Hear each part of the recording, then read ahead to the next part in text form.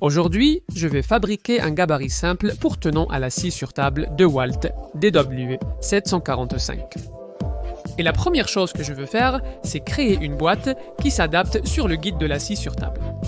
J'ai ici quelques chutes de panneaux lattés, qui sont en fait des bandes de pins collées ensemble avec un plaquage sur le dessus et le dessous, et je vais utiliser ces morceaux pour fabriquer le gabarit.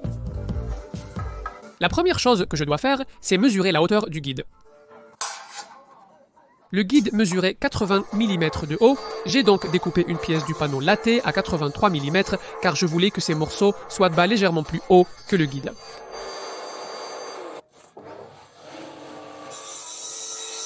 J'ai découpé deux morceaux de près de 400 mm de long à la scie à onglet.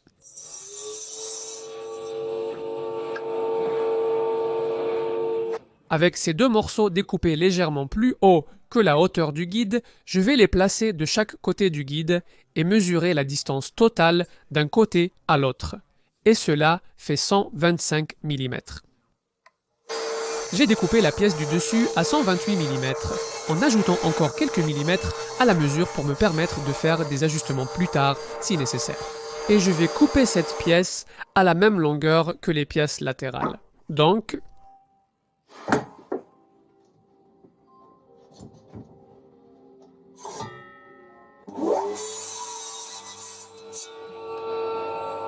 maintenant, j'ai deux pièces latérales et une pièce du dessus. Mais avant de coller tout ça, je veux appliquer quelques couches de ruban de masquage sur l'une de ces pièces latérales, et ces morceaux de ruban serviront de cale pour s'assurer que le gabarit se déplace librement le long du guide.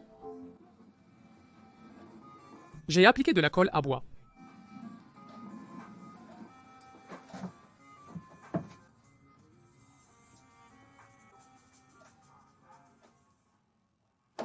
Je veux m'assurer que cette pièce du dessus est parfaitement alignée avec cette pièce latérale du côté qui fait face à la lame de la scie sur table.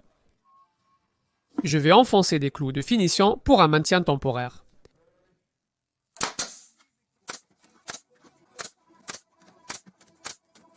Je vais maintenant ajouter des vis pour plus de solidité.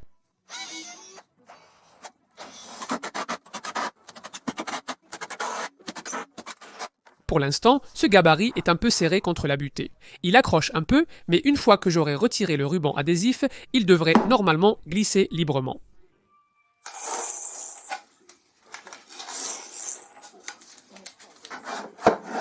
Ça a l'air plutôt bien. Il n'y a pas de jeu latéral, et il se déplace assez librement. Maintenant, j'ai une autre pièce découpée, et celle-ci va aller sur le côté. Donc, je vais simplement la coller et la visser.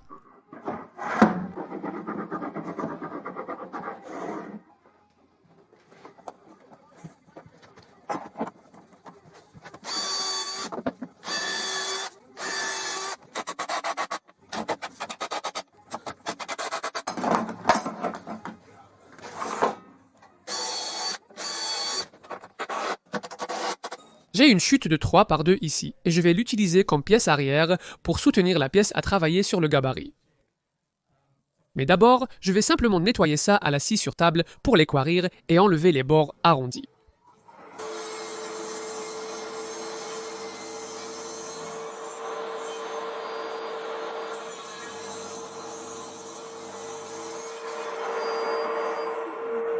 Donc, cette pièce ira ici et je vais simplement marquer la hauteur du guide pour pouvoir la couper. Avant de fixer cette pièce au gabarit, je vais simplement gratter l'ancienne finition de cette planche afin que la colle adhère correctement.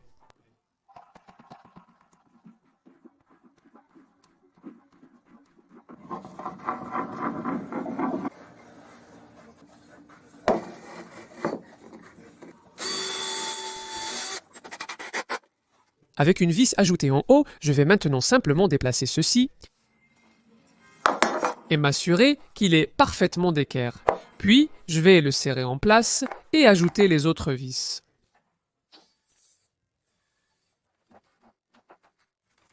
Maintenant, je peux essuyer l'excès de colle.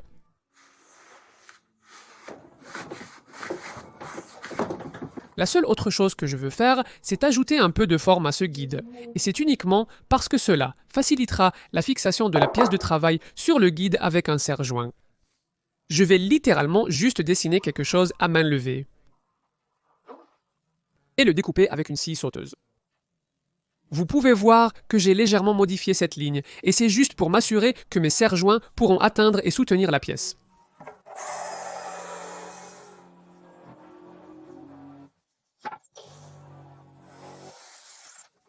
Voilà donc le gabarit attenant, simple et rapide. Vous pouvez probablement voir à son état que je ne passe pas beaucoup de temps à rendre mes gabarits jolis, parce que je préfère passer mon temps à fabriquer autre chose que des gabarits. Évidemment, il est réglable avec le guide, donc où que je déplace le guide, le gabarit suivra. La dernière chose que je veux ajouter, c'est une poignée, simplement pour que votre main ait un endroit où guider le gabarit d'avant en arrière.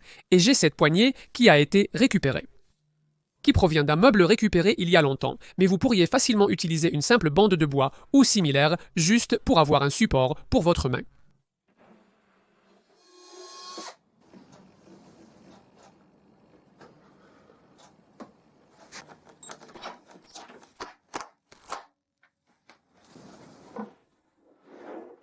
Avant d'utiliser le gabarit, je veux juste vérifier une dernière fois que la butée arrière est bien perpendiculaire à la table et ça a l'air parfait, et aussi que la butée latérale est bien perpendiculaire à la table.